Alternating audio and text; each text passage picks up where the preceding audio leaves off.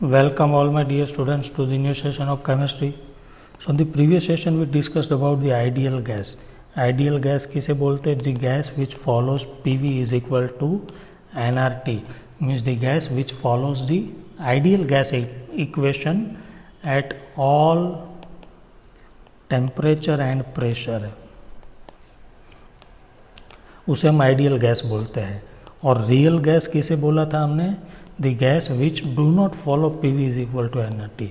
Real gas के लिए PV is equal to nRT नहीं होता है, बट रियल गैस भी आइडियल गैस बन जाता था. कब? At high temperature. एक खास ध्यान में रखना है, at high temperature and low pressure real gas भी आइडियल गैस बन जाता था, मतलब वो भी PV is equal to nRT follow करने लगता था. तो ये सिर्फ यहीं पे करता था, यहाँ पे क्यों नहीं करता था? इसमें क्या प्रॉब्लम था कि हाई टेम्परेचर और लो प्रेशर के अलावा ये फॉलो नहीं करता था? मतलब ऐसा क्यों हो रहा था कि इस दुनिया का कोई गैस आइडियल नहीं है? उसका रीज़न है कि काइनेटिक थियरी ऑफ गैस में, काइनेटिक थियरी ऑफ गैस जो है उसमें हमने मैंने बोला था दो बातें कि the volume of gas is negligible. Volume of gas molecule is negligible compared to volume of container, compared to volume of container. दूसरी एक बात वहाँ पे वो बोली थी कि गैस के बीच में एट्रैक्शन नेग्लिजिबल होता है. एट्रैक्शन कैसा होता है? नेग्लिजिबल. दो बातें बोली थी वहाँ पे, बस ये दोनों पॉइंट वहाँ पे गलत थे, इसलिए ये हमारा इक्वेशन फॉलो नहीं हो रहा था. अदरवाइज इसमें गैस का कोई फॉल्ट नहीं है. जब डिराइव किया ना ये इक्वेशन, तब इसे ध्यान में रख के डिराइव किया था, और इसीलिए ये पॉइंट ही गलत थे, तो इक्वेशन भी गलत आया. इसलिए कोई गैस उसे फॉलो ही नहीं कर रहा है. जब कोई रूल गलत तरीके से बनाया गया हो तो जो फॉलो नहीं कर रहे वो पर्सन गलत नहीं होते, वो रूल गलत हो सकता है, मे बी. सिमिलरली ये दो पॉइंट गलत थे, इसलिए उसे कोई फॉलो नहीं करता था. ये पॉइंट कैसे गलत थे? देखिए, पहले मैं इसकी बात करूँ. आप लिखो कि the reason for deviation of from ideal behaviour, ऐसा टाइटल दो. The reason from deviation of ideal gas from ideal behaviour. Ideal behaviour से डेविएट होने का रीज़न क्या था? अब लिखो, in kinetic theory of gas there are 2 points which are wrong. ये 2 पॉइंट लिख दो. यहाँ से नहीं लिखो तो वहाँ पे जो आपने लिखे वहाँ से कॉपी पेस्ट करके लिख दो. अब देखिए, 2 पॉइंट की वजह से ऐसा हुआ. कैसे? तो मान लो कि ये गैस है, ये गैस यहाँ पे एक गैस है, दूसरा गैस है, तीसरा गैस है, फोर्थ गैस है. ये गैस यहाँ पे प्रेशर लगा रहा है कंटेनर की वॉल पे, तो वो गैस को रोकने वाला ये गैस तीनों है. क्योंकि आपको तो पता है कि ये किसी भी इस दुनिया में किसी भी 2 मॉलिक्यूल के बीच में कोई फोर्स नहीं होगा, तो वहाँ पे वान डेर वाल्स फोर्स तो होगा ही होगा. जो डिस्पर्जन फोर्स था किसी भी गैस हो, चाहे नॉन पोलर हो पोलर, सब जगह पे वान डेर वाल्स फोर्स तो होता ही है. तो वो मॉलिक्यूल इसे अट्रैक्ट करते हैं आपस में.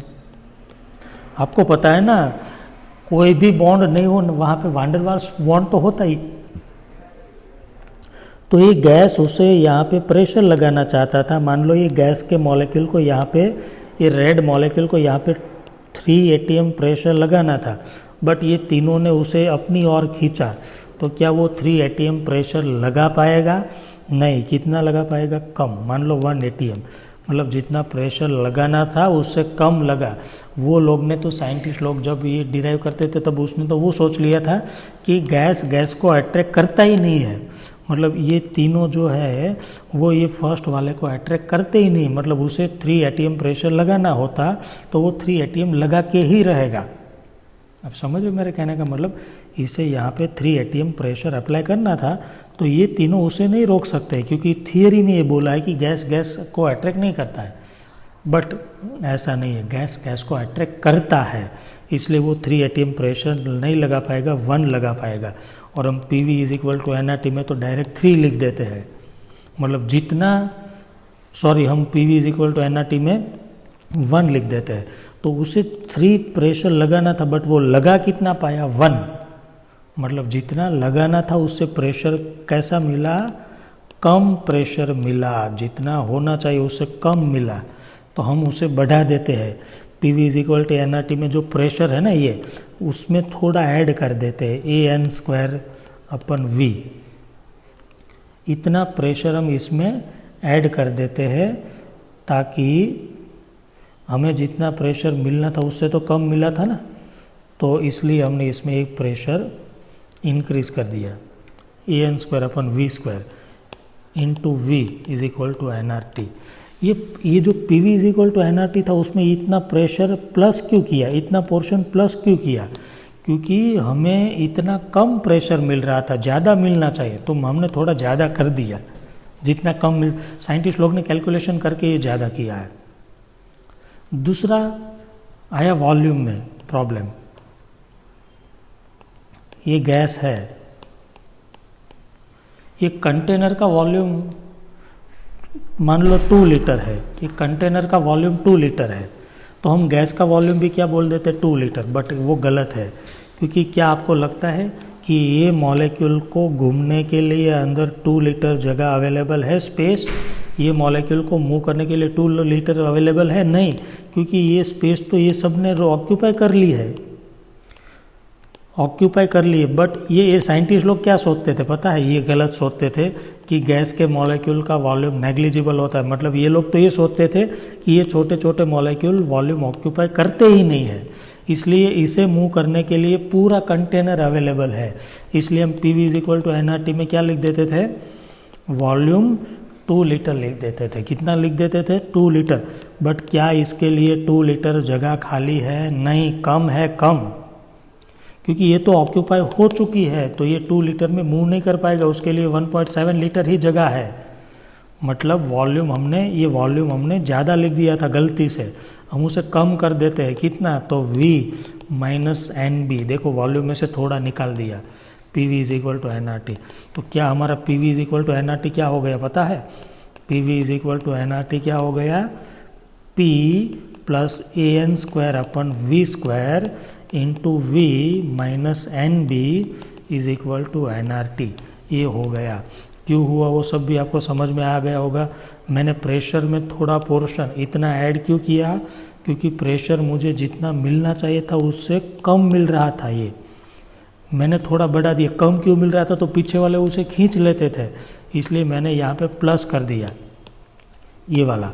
और वॉल्यूम माइनस क्यों किया, वॉल्यूम में से इसे माइनस क्यों किया, क्योंकि वॉल्यूम में 2 लीटर लिख रहा था, बट 2 लीटर जगह है ही नहीं अंदर, ये सब ने जगह रोक ली है, तो मैंने ज़्यादा लिख दिया था, मैंने थोड़ा कम कर दिया। अब ये इक्वेशन को यदि आप लिख देते तो आपका गैस आइडियल बन जाता। ये इक्वेशन को सब फॉलो करेंगे, वो गलती हमने करेक्शन कर दी ना। ये लिखो, अब मैं लिखवा, तो आपको क्या ऐसे डायरेक्ट नहीं लिखना है, लिखो फर्स्ट करेक्शन इन वॉल्यूम। अच्छा, पहले तो ये लिखा, due to this 2 wrong phenomenon PV is equal to nRT is not followed, so we have to make the correction in it। अब पहला लिखो ये करेक्शन इन प्रेशर, प्रेशर में करेक्शन कैसे करेंगे, तो लिखो suppose 1 molecule is applying pressure on the wall of container, लिखना मैं बोल रहा हूँ, suppose 1 molecule is applying pressure on the wall of container, but another molecule are attracting that molecule, another molecule are attracting that molecule, ये सब उसे attract कर रहे, खींच रहे। so the molecule will not able to apply the sufficient pressure, the molecule will not be able to apply sufficient pressure, and hence the pressure we will get the less pressure, so we should add some pressure। और कितना add करना है हमें, हमने कुछ add करना होगा ना, हमने प्रेशर में क्या करेक्शन किया, so we should add some pressure हमने कितना प्रेशर ऐड किया,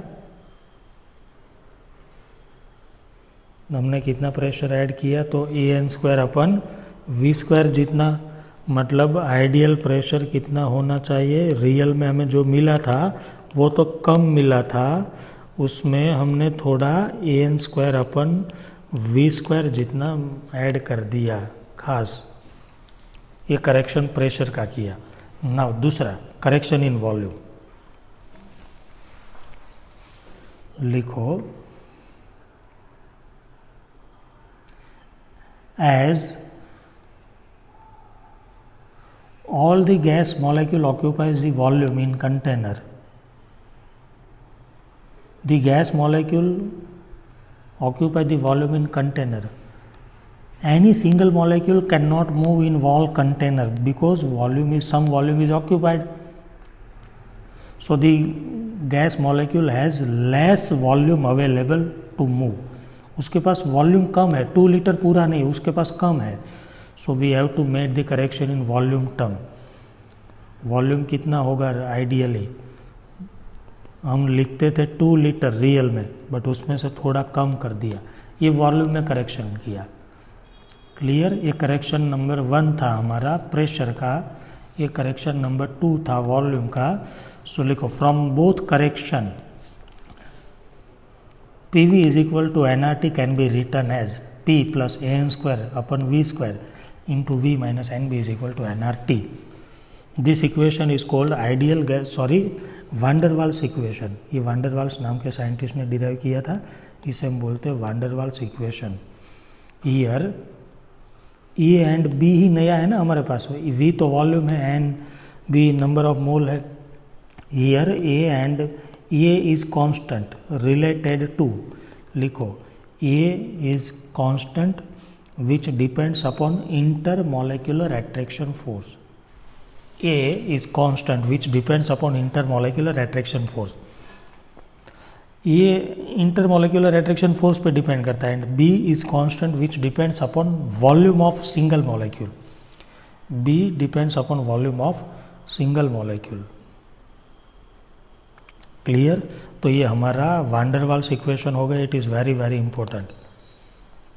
क्लियर। क्यों हमने करेक्शन किया, हम इसे यूज़ नहीं करेंगे, ये तो सिर्फ डिराइव किया है। चलो, एक क्वेश्चन कई बार बार पूछा जाता है कि value of compressibility factor Z at different situation, अलग अलग सिचुएशन में। अच्छा, Z क्या होता है पता है ना, Z इज इक्वल टू क्या होता है, PV upon nRT। PV upon nRT is equal to Z होता है, वो तो मैंने अभी अभी आगे आपको लिखवाया है कि PV upon nRT is equal to हम क्या बोलते हैं, Z कंप्रेसिबिलिटी फैक्टर है। अलग अलग सिचुएशन में कई बार जेईई में, नीट में इसके रिलेटेड डायरेक्ट क्वेश्चन पूछे गए। आपको मैं समझाता हूँ कैसे पूछा गया। पहले ये लोग पूछते थे हाई प्रेशर पे इसकी वैल्यू क्या होगी।